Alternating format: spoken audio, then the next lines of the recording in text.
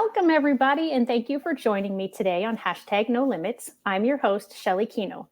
Hashtag No Limits is about people that society puts limits on, but who have busted through those limits. Ophelia said in Hamlet, "We know who we are, but not who we will be." I believe this to be true, and that there is no better example of this than the caterpillar turning into the butterfly. The caterpillar literally dissolves and its cells reform into a butterfly. I'm really curious to find out someday who watched that the very first time and went, "Oh my gosh," because I would not think that looking at a caterpillar, that it would magically transform into a butterfly. And when that caterpillar turns into the butterfly, it has to struggle to get out of the cocoon in order to make its wings strong enough in order to be able to fly. I can't imagine that this is an easy process, but neither is breaking through the limits that society has set upon us. Just like the caterpillar, though, we have to believe in ourselves, and we will be able to accomplish more than others might think. If we have a support system around us to encourage and facilitate that growth, even better.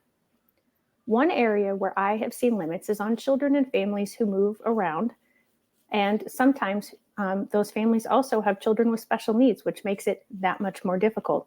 And on top of that, our guest today was a military family. Now she is no longer. So this is Holly. She's a fellow master IEP coach, a mother, and a dog lover. So Holly, thank you and welcome.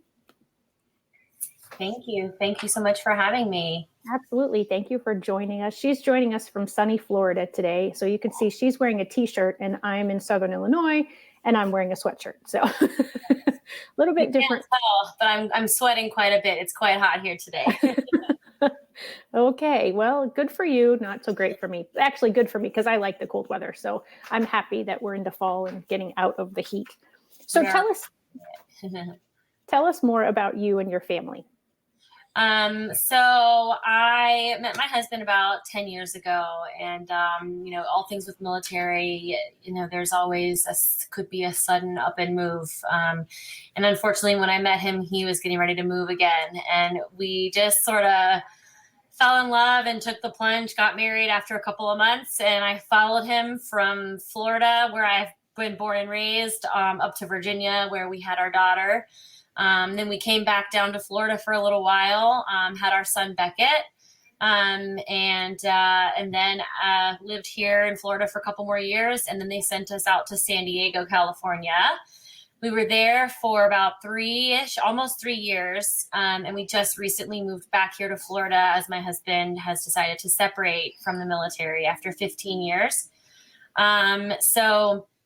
It's been a whirlwind. I've gotten to live in a couple of states and we've experienced so many deployments but having our kids, we had them very early and very soon after marriage.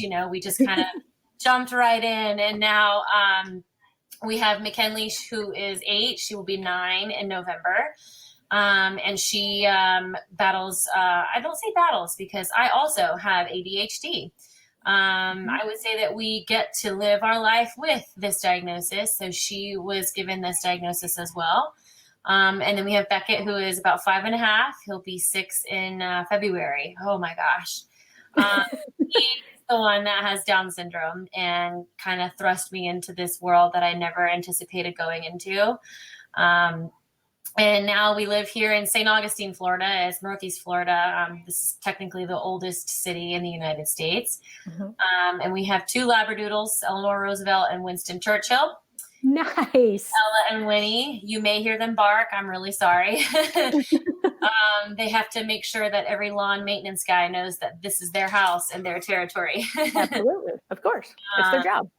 So we are officially, now that we've moved home, decided to become a homeschooling family. So we just kind of felt like with everything going on with COVID just this year, there was no way that I had the energy in me to get our family moved across the country, my husband a new job, and work with 2 children who have IEPs on top of I just can't help anyone ask me questions about IEPs or help me with my child's education. I'm like, yeah, let's do it. My plate's not full enough. Let's do it. So We are working through it. We're about 3 weeks into homeschooling and loving it. It's a challenge, huge challenge, especially with children who are so far apart in age and in cognitive ability and knowledge base, and different strengths and weaknesses and styles of learning. And so juggling with timing and naps and, oh, wait, now it's lunchtime. And so that's been quite a challenge. But we are figuring it out little by little. We have a fun little co-op here in our little neighborhood. And it's very nature-like. So we love to try to be outside when we're not melting, you know. We're hoping for some sweater weather to come very soon. So we are enjoying the time here back with family and, you know, just getting to have this time with my kids and being thankful for it and not letting it be something that stresses me out. Has been a fun journey to be on. It's changing my brain chemistry a little bit, I think.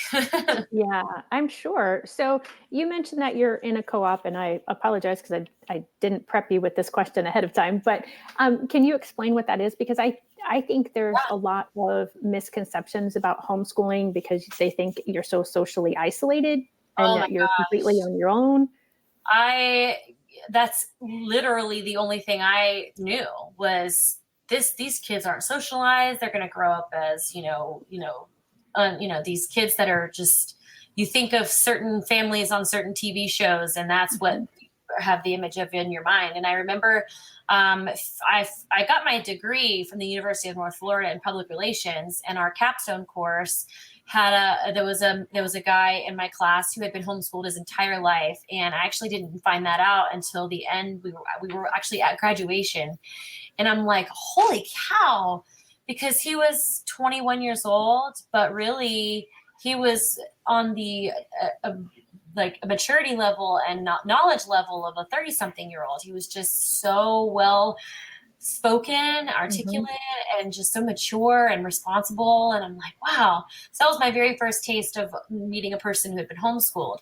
So when we started digging into it, I met with a few other friends, just virtual people who you happen to meet in the Down syndrome world. You sometimes will come across just people who you otherwise would not have normally met, not even in person, and may never meet in person. And they essentially walked me through like all this jargon and language. And I'm like, hold on, what about playtime? Who do we play with? Where do we find people? And she said, co-ops. It's cooperatives. Basically, it's groups of homeschooling families who meet up, who generally have the same ideals or styles of teaching, or they will meet to just do extracurriculars, or they'll meet just for play groups, or they meet to do all your core classes just as like a little mini group together. And it can range from, a large group in separate classrooms of 8 to 10 kids per classroom, and parents are your teachers. Or it could just be a group of maybe 10 families of all various ages, and you just meet once a week or twice a month. And you do a science activity, or you go on a field trip together, or you meet up at the playground, or just, to have a community. And I've actually really enjoyed our co-op because the woman who runs it actually knows Catherine Witcher, and that's how I got to meet this woman. And she was from Illinois as well. And she is a fellow special needs mom, and she is in our neighborhood. And I'm like, oh my gosh, it just kind of all was it was serendipity. And so she has a 15-year-old and a 12-year-old, and her 12-year-old has dyslexia. And for a while we thought our daughter did as well. And she just has really thrown herself into supporting and teaching me how to teach. But it's been great for my 8 and 5-year-olds to play with 12 and 15-year-olds. And even for them to play with younger children, they actually are engaging in real play like children should. It isn't, they're not all weird, and they're not nerds and unsocialized and uncultured. We actually all met up at the alligator farm here in St. Augustine for our field trip last week, and it was homeschool day. So the whole place was full of group cooperatives from all over Jacksonville. And everyone there had, like, some of them had matching shirts. Obviously, we're not that prepared. But but it was amazing because it was just kids that were engaging in just play. And you would see, I snapped a photo of my daughter with my friend's 15-year-old daughter, and she was reading to her about hieroglyphics. They were reading, and she was learning from the teenager. And the teenager was learning a life skill of being patient with younger children, and not just through a babysitting job, Right. And so it's all age groups learning how to be a functional and productive member of society. These are the kids that get to go to the grocery store and they learn how to behave properly. We're not just, always throwing an iPad in their face, or, Right. we can go and we go out places into town, and our groups are helping to nurture within each other. So parents will kind of help other parents. One of our other moms, she had an appointment today. So I'm like, well, just bring them on over. The first grader, the kindergartner, and the third grader will all do math together. And it was chaos, but some kids were like, oh, what's that you're learning over there? That's kind of cool. Can I do that too? It was same subject. We were all doing math, but it was all on their levels, but they were teaching and helping one another. And what's so great about having homeschooling is each learner can learn how they need to learn. And it's like that space to, okay, you don't want to write down on your spelling test. All right, let's just do it verbally then. You don't want to do your math and show your work on paper. Talk me through what's in your head really quick and just use your words. And then I will know, okay, you've got it. We don't need to test on that. Obviously, you understand. I'm not going to give you an F because you didn't show all your, you know what I mean? Right. And so finding that we can break those barriers and we don't have to follow these rules that's the most fun part.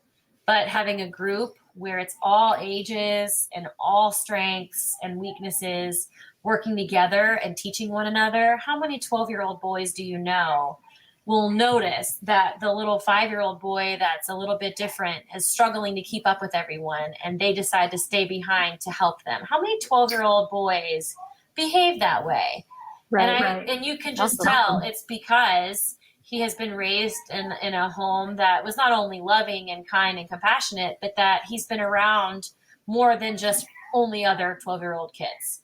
He has been exposed to the world around him. And I think that's something that our education system, it obviously can't do. We can't completely expose them to everything. So that's been a huge benefit of homeschooling. Just don't ask me how long I'm going to last with this, because I really can't tell you. It's semester by semester at this point. Come January, I could be saying, okay, bye kids, off to school you go. Right. And long-term homeschooling, even short-term homeschooling, is not for everyone. And I am not advocating for parents to take your kids out of public schools or even private schools and homeschool them. It was just an opportunity that, because Holly mentioned it, that, that is a limit that is set, though, sometimes by schools, but also by individuals, because they do have misconceptions about homeschooling. Yeah. So I'm not advocating for everybody to take your kid out. Public schools are wonderful and can be fabulous places. And most of them, are great places for your child to learn. But for individual families to be able to make that decision, in Holly's case, you just moved to a new area, you've got 2 kids with special needs, and just getting all of that sort of worked out. And plus, because of this remote learning, I think that has helped parents understand a little bit more about what an education day might look like in a classroom setting. Which is exactly what happened with our daughter. That's exactly what happened. We realized that she was just zooming through her work in a couple hours and was like, all right, I'm done. Can I go outside and play now? And I'm like, oh, wow, she just finished everything, like that her teacher gathered together for her to do. Mm-hmm. And she did so great. Whereas Beckett, with remote learning, he's like, why are we watching this horrible TV show called Zoom? I see my friends, but they're not here. So I'm out of here, man. I'm going to leave. And I knew that we would not, with the way the districts were here, I knew that at least just for this first little bit, he was going to just get more from me. We had the ability to do that, but I don't obviously have all the resources that Beckett may always need. So he's already in the system with the school district. At any moment I could say, okay, it's time to go place him. Here's his IEP. Off you go, Beckett. And we get that luxury to do that. And then if there comes a year where he's struggling for a while and I need to pull him for a semester or two, we have the ability to do that. And I think that that's something that a lot of parents kind of feel that they didn't know that they could do. Have the ability to homeschool, and you think that it might benefit them to get a small break before they go back so that they can be more successful in a public classroom or private classroom, then that's also another benefit of homeschool. That short term, all right, let's just reset a little bit. Let's see if we can help you get back on track, and then send them back. And essentially that's kind of my end goal, because I can't do this till they're 18 and graduating from high school. There's just no way. Yeah, I've known, my husband has several aunts and uncles who have homeschooled his cousins, and from kindergarten to high school, and three and four, and one family had 6 kids, homeschooled them all. And that was my introduction to homeschool, because like yourself, I grew up thinking that, very similarly to what you had thought regarding homeschool. And I met his cousins and I was like, well, you all seem socially appropriate, and you all seem like you know what you're talking about. And, so yeah, I mean, it's an individual decision, and, schools have their benefit. I mean, there are pros and cons to both. Yes. I absolutely think that that's true. So did you know when you were pregnant with Beckett that he was likely to be born with Down syndrome, or did you find out when he was born? So because of my ADHD, early on, they actually thought that they were going to diagnose me as bipolar as well, which, years later was debunked. But there was a certain medicine that I was on that was safe, but they said, well, because you had been on this before, sometimes it can deplete your folate or something. So we just want to send you to high risk just to make sure, because sometimes it can cause cleft lip or cleft palate. So I'm like, okay, let's go to high risk. We get the big fancy ultrasound, and they happen to notice there's a little bit of extra fluid around his heart. And they said, we want to do an NIPT test, the non-invasive prenatal testing, commonly known as like maternity 21 test, or the panorama test. They have different names. Okay. And it came back as, 99.998% chance that he was going to be born with trisomy 21. And we found that out right at the beginning of our last trimester. And so they tried to push for an amnio, because that original test is not a diagnostic. It's just to check. I said, well, it's not going to matter at that point for me. Our son was coming, whether we were ready or not for this new diagnosis. So I just said, well, we're just going to do our thing. His heart was stable. He was growing fine.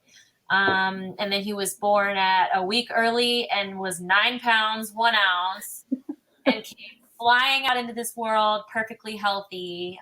We have a couple little heart things that are actually hereditary from my side of the family.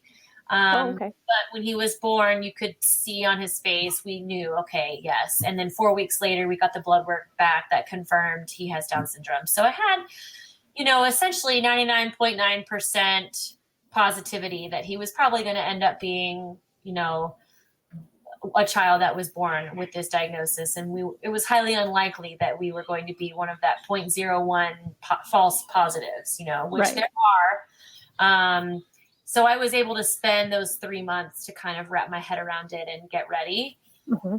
So it wasn't until he was born and I saw his face that I felt like I could truly be ready and really get ready to go. And then when the doctor said, 4 weeks, he's 4 weeks old, here's a blood work, are you ready? And I'm like, let's do this.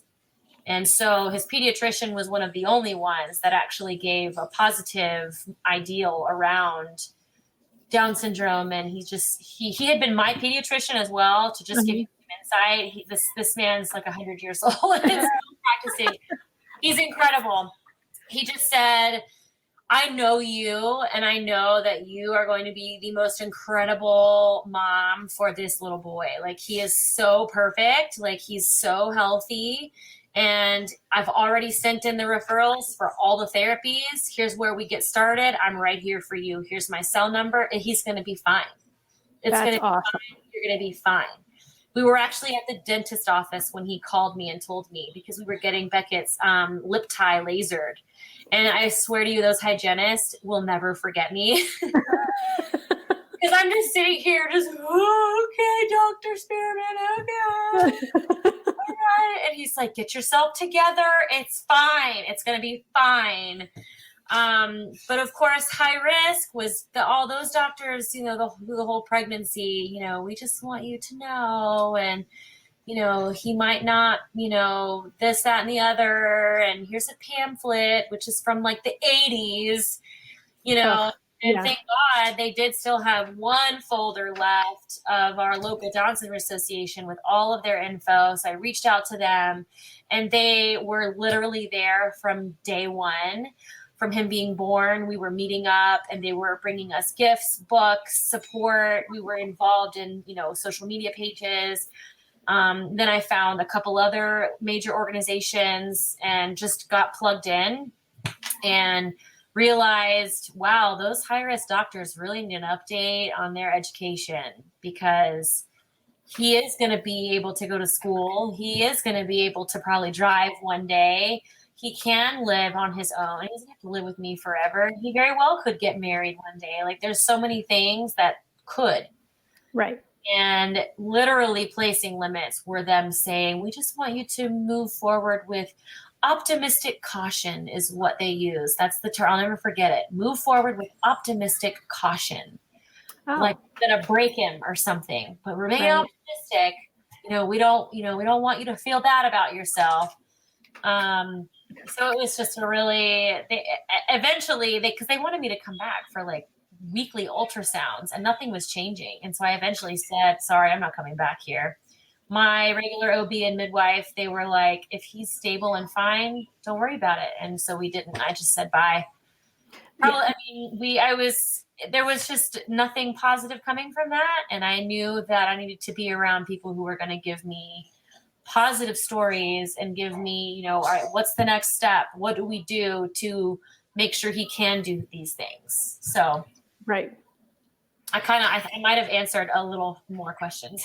That's perfectly fine. This kind of all flows together, and that doesn't have to follow the format that I sent. It's just kind of, this is what we'll talk about. So, so I appreciate that, because that is exactly what this show is about, you know, is that people,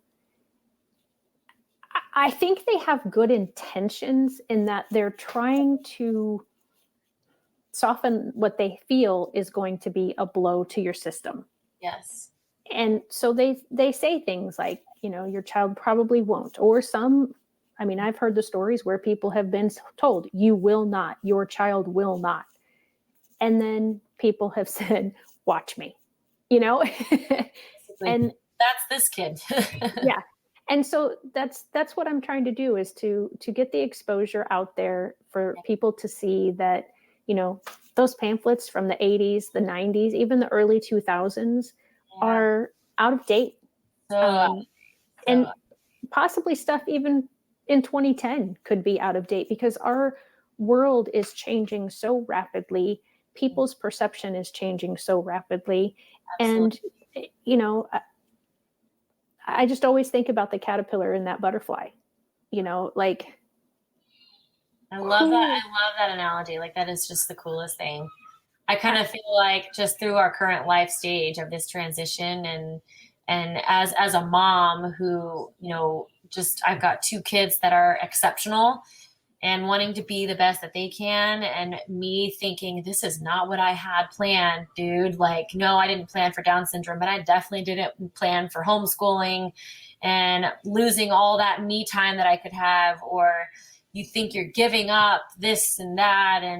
But really, this is just that cocoon process for us as parents or as educators or therapists or coaches, that we are all kind of evolving through a really difficult life stage that's only just going to bring so much more beauty to everyone else once we have evolved to our point of learning and understanding better.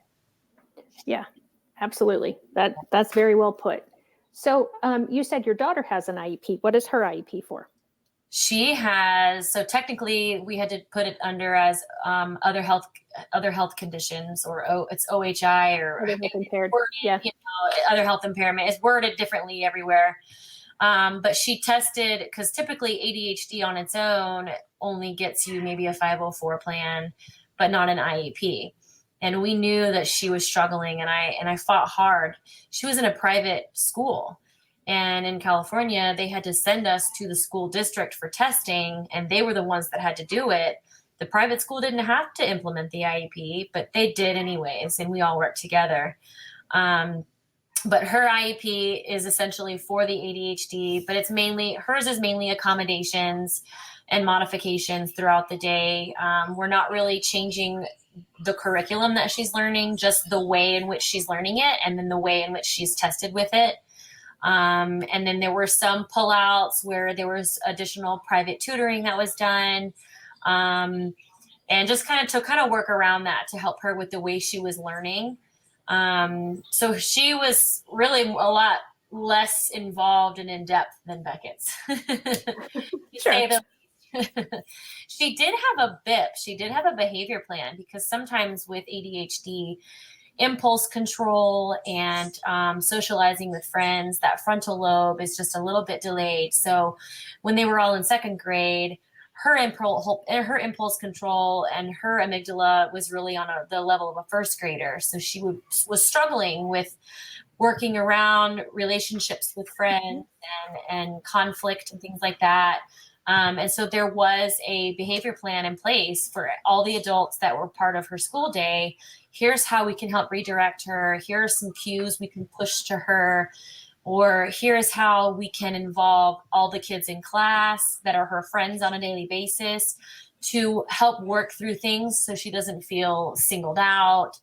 It was a really intricate, the behavior plan was really intricate, actually. It was kind of fun to put together and, as her mom, learn ways that I can help her even at home with her brother or with, friends down the street or whatever. So yeah, that was really fun.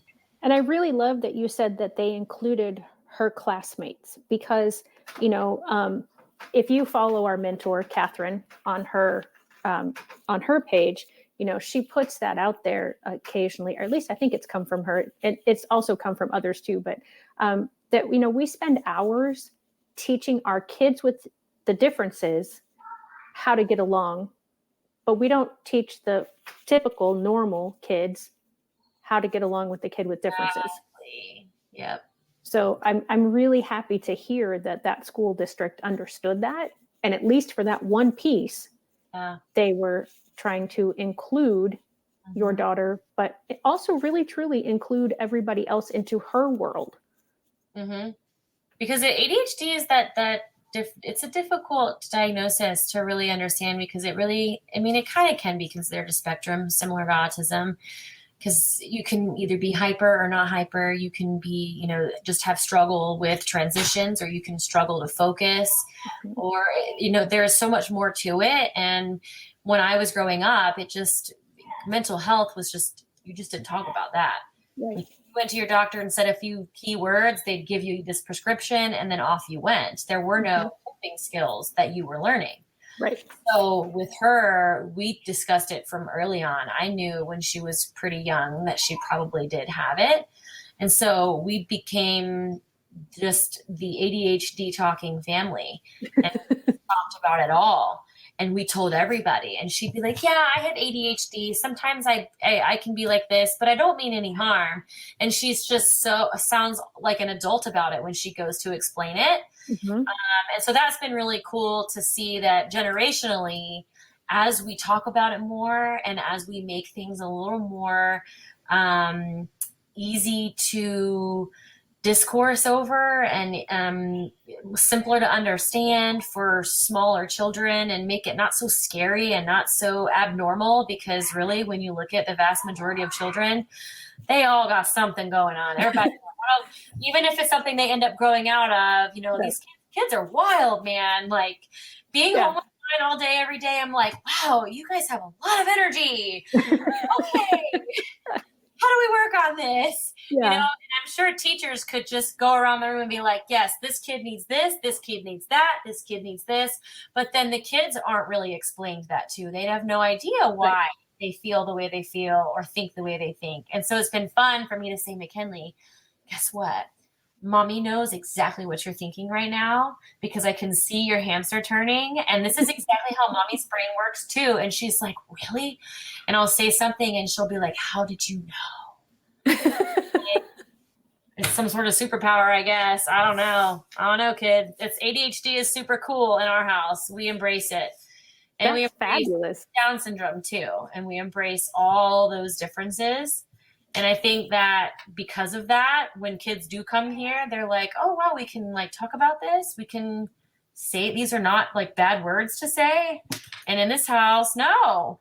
And we were able to do that when Beckett was in school too. When he was in an inclusive blended classroom, we were able to educate a lot of families, a lot of parents who weren't really sure what to tell their little ones. Why can't Beckett, you know, talk as much? Why can't Beckett pedal the tricycle as fast as we can or catch up? Why does he, you know, elope and have all these other behaviors? And it was the parents saying, what do we say? How do we explain this to our children? And so as the parent and then as a, you know, as an IEP coach, I was able to jump in and educate parents, educate kids on some days, and educate teachers. This is what you say to these young children. This is how we have this conversation. And I can't even tell you how many parents by the end of the year say, you guys were such a blessing for my child. I'm so thankful that my typical child was in Beckett's class this year. We've all learned so much. I hope that we get more Beckett's in the future. And that's the norm. It's not normal to have parents say, well, your kid's going to bring my kid back. Your kid's going to make mine, you know, not learn fast enough. The vast majority of parents really do care more about who their kids are as a person over anything else. Mm-hmm. And that is the beauty of inclusion, which is what we're continuing to fight for, you know, even now, especially during COVID. So yeah, that's such a beautiful story. I have tears in my eyes, and I was getting chills when you were talking about the parents telling you how thankful that they were, that they've realized how blessed we can be when we involve everybody. And when we, like you said, when we include everybody. And what a sad state it is in our society that doesn't just naturally happen.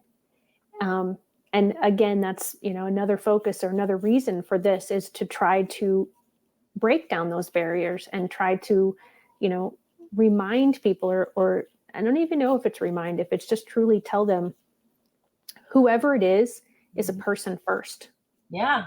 You know, get to know them. Every person on the planet has unique characteristics and qualities and attributes. Yeah. And we shouldn't disregard someone because one of those is so very different than ours. Right. Or anything that we have been familiar with in the past. And I think it starts really at an early age as well, because they are all so children, especially like at the preschool level, they were all so forgiving of whenever Beckett would make a mess up, you know, or he would accidentally, you know, push or shove or, you know, swipe someone else's coloring page off a table. They'd be like, oh, it's okay, Beckett. And they were learning like that patience and acceptance at such an early age.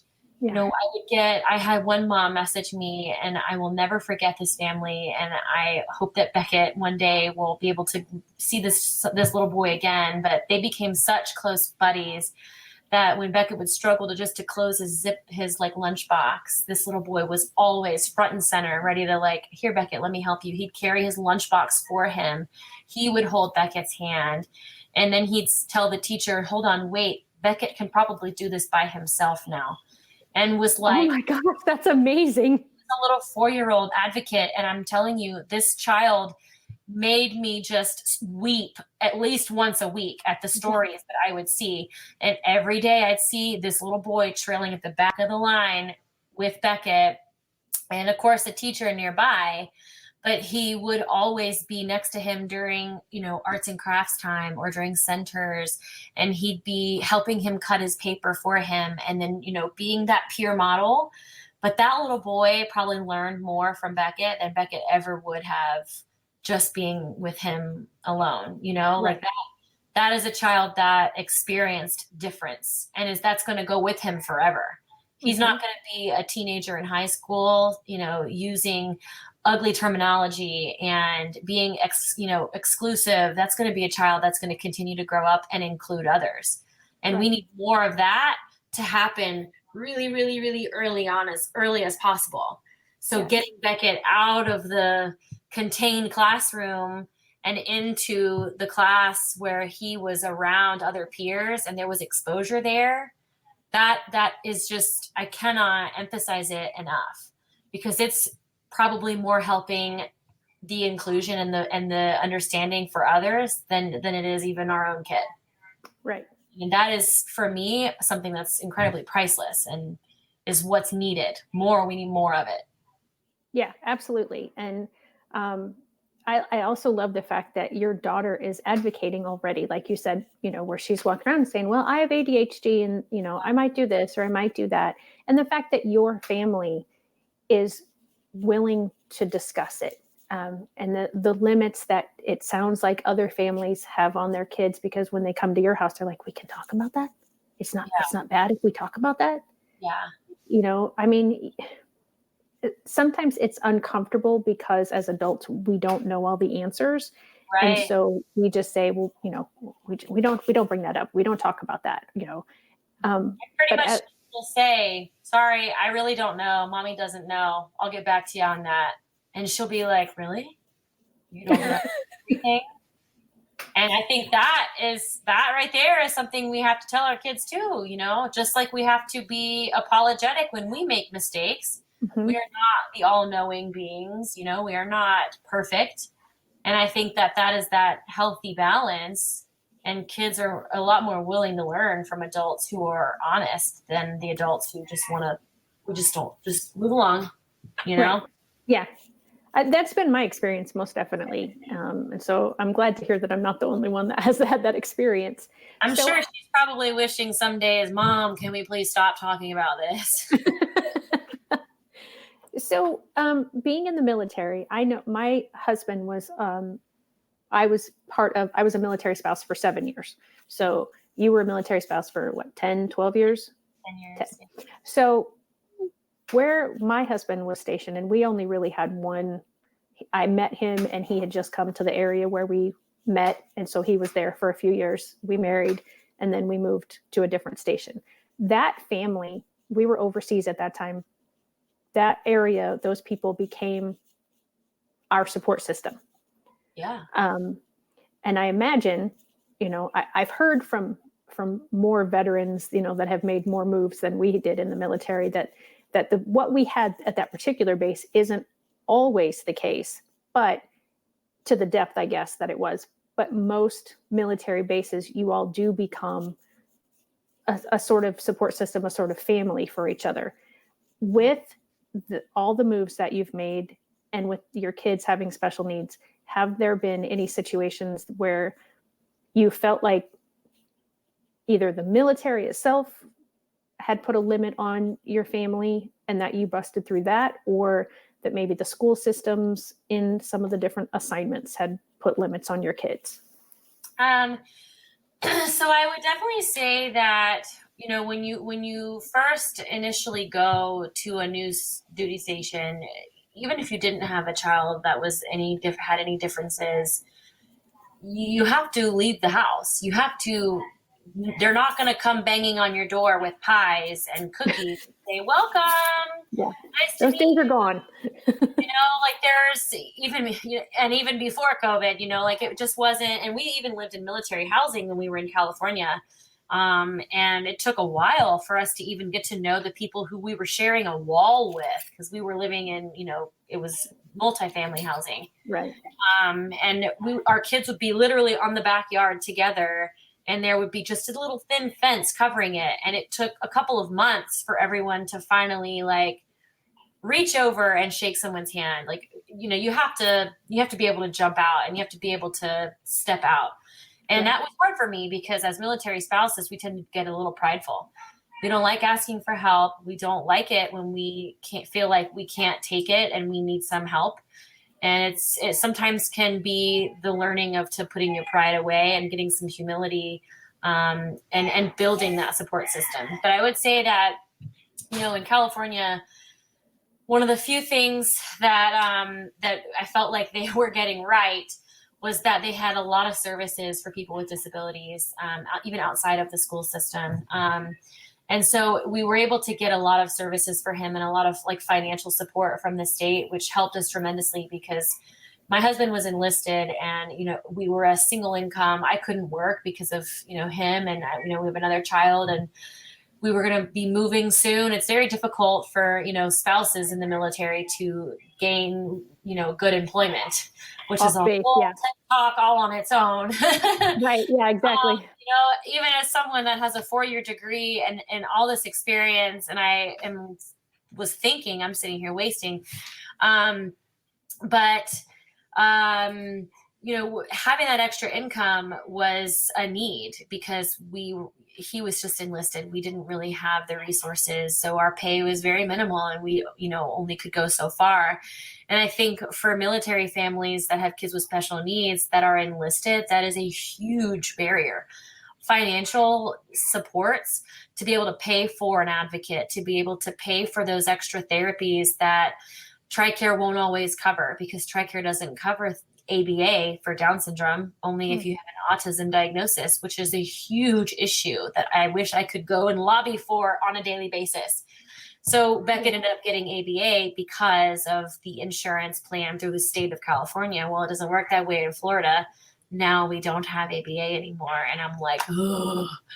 ABA is a great program. I've used that. We miss it so much. Yeah, I've used that with someone at our house 5 days a week, and she was a member of our team. She was a member of our family. She was family, and that was a huge need. But with the military and with insurance coverage and then with financial coverage, that just wasn't available unless you were in the right place. And so I think it really comes down to the struggle of, all right, what state am I in? Assuming you're in the United States where you're stationed, what are the rules for insurance here? What are the waiver programs for Medicaid, or in California, it's Medi-Cal? What are the different policies for the district that I'm in? Because they vary so significantly. So finding a group of people that you could plug in with that were also in your tribe, that had children that were different and that were also there, that were also military. You had to really search and dig and reach out and step across that fear of reaching out to people, because otherwise they don't really give you much. I mean, there's the EFMP program, the Exceptional Family Member Program, and within the Navy, they offer, based on whatever ranking you get with your child's disability, that you get X amount of respite hours. So we did get 40 hours a month of respite care through, an agency. And when we finally found our guardian angel respite provider, and then when we go over our 40 hours a month, I'm like, here's cash. Here's some cash. Just come help me, please. Right. And so she became, essentially his other mother, my kid's other mom. And she was there and experienced. And so that was a huge thing that the military helps with. But like the Marines, their EFMP respite program is completely different. And so I had another friend who son with Down syndrome. She's a fellow IEP coach. We did the same mentorship at the same time. And our sons are just a few months apart, and they got 0 respite hours. He had even more health issues. But so each branch has different rankings. And so that is a huge thing that is not easily understood.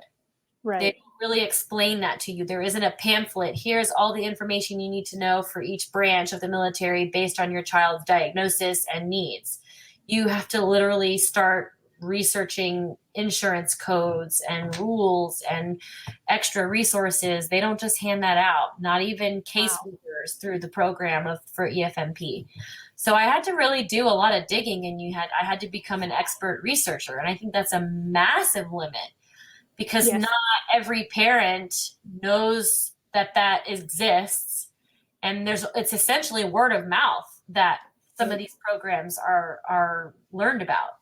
Additional TRICARE coverage for just special needs, just EFMP. That is a thing. People didn't know. I didn't know.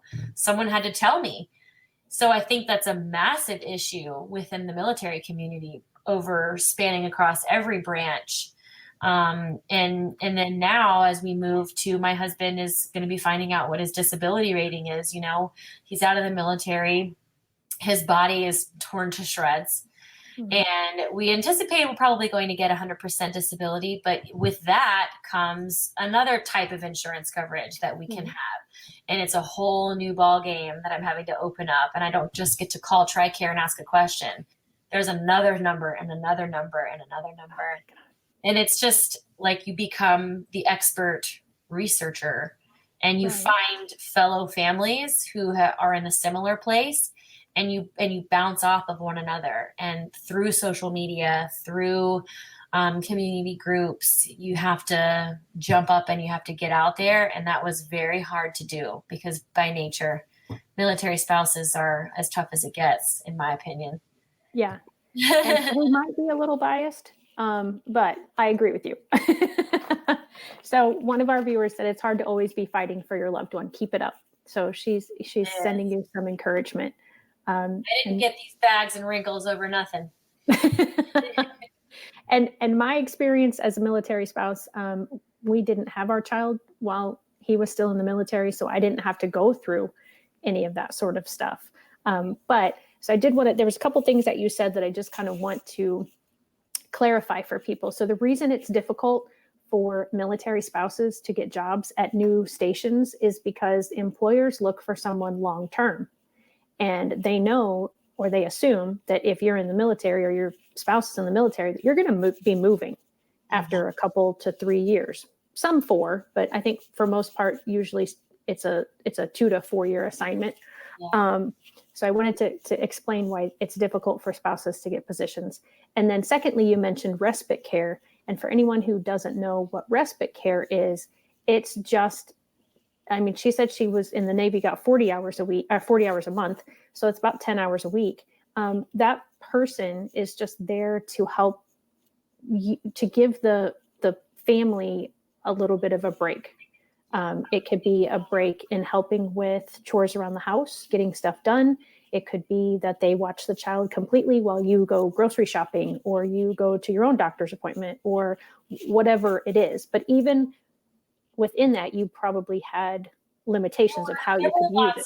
There were lots of rules. They couldn't do baths, or they could do baths, but they couldn't take them even to the backyard to play in, like, the kiddie pool. Technically, they weren't supposed to drive them anywhere, though we, did kind of break those rules, because we all had SeaWorld passes. And she's like, I'm taking him to SeaWorld today, because we lived 5 minutes away. I'm like, okay, bye.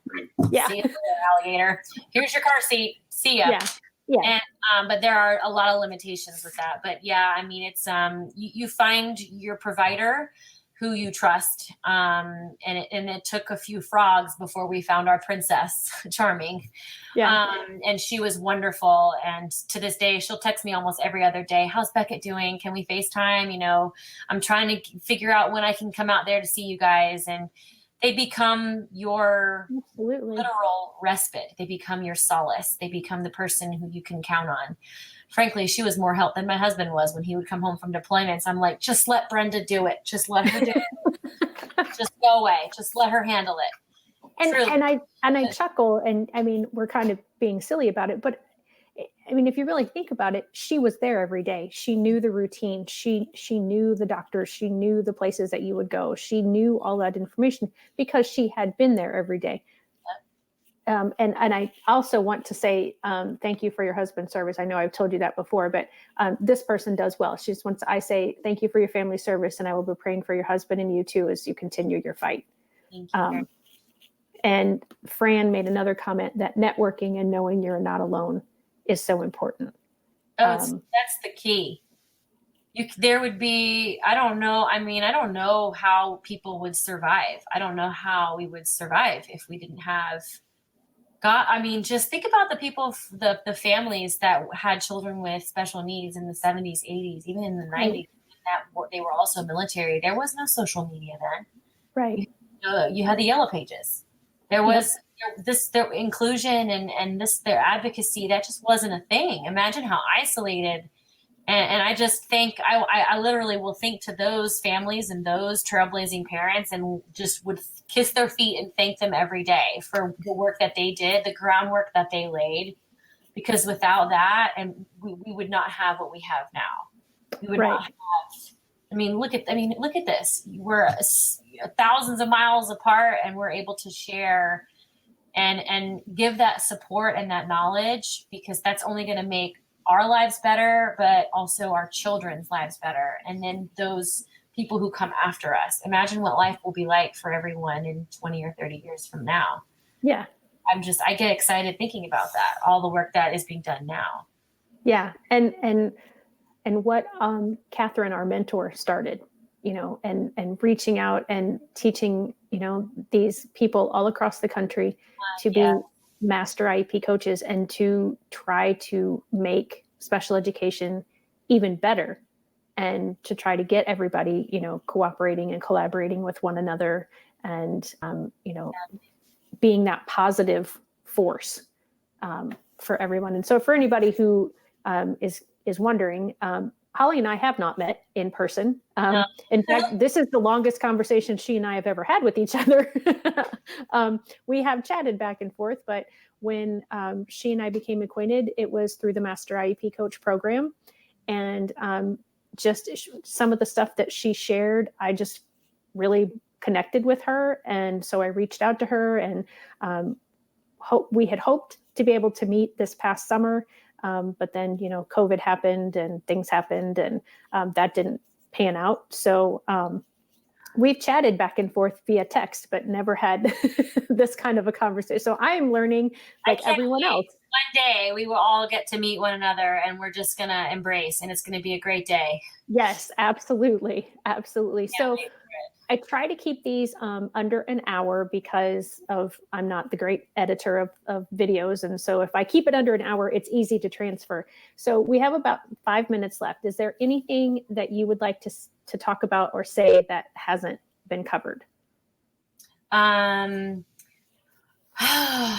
That was the one thing I didn't completely prepare for in my little jot down notes in my brain. I think that to reiterate on opening the conversation up with our children is again, like I cannot emphasize that enough. And when you see something that might be a little bit different in your kids, it's always better to talk about it. It's always better to include them in the conversation, and normalize that and encourage them to go out into the world and to normalize that as well. But then also, I just think that when it comes to COVID right now, going with whatever your gut is telling you as a parent, trying to figure out, all right, should I homeschool? I think I might want to put my head in the oven if I have to do that, because I just I think that I might die. Or if I send them to school, oh my gosh, I'm so fearful. They have higher, actual physical medical needs. Beckett is a tank and doesn't catch colds very easily, but many children with Down syndrome do. Many children with other special issues do. It's scary, so understanding that right now there really is no one size fits all perfect answer for anything. And no choice you make now is permanent. That is like the one thing I have to just remind everyone. If you pull them and say, hey, let's try to homeschool, you could last all of 2 weeks and say, you know what, I can't do this. It's not permanent. Send them back. Right, exactly. This is all like moldable clay, our kids' education. And that's what IEPs are for. It's individualized, just like homeschool is individualized. And so just remember that any decision you make for placement, for accommodations, that IEP is a fluid document. It can be changed at any minute, just in the way that the placement of one classroom to one living room can go. It's never permanent. It's all trial and error, and don't kick yourself for it because it's not going to affect them in the long run. You're just doing your best to find what works. And I think that is probably what needs to be nailed into my brain. Remember, Holly, this isn't permanent, that you can send them anywhere at any time and we'll figure it out, because that's what we do. Yeah. And that brings it kind of back to the caterpillar and the butterfly, because what we're doing today might not be what we're doing tomorrow. What we look like today might not be what we look like tomorrow. And so I think that was a great wrap up for that. So Holly, thank you so much for being with me today. I'm so honored, and I hope that this helps somebody out there. Somebody. I think it will.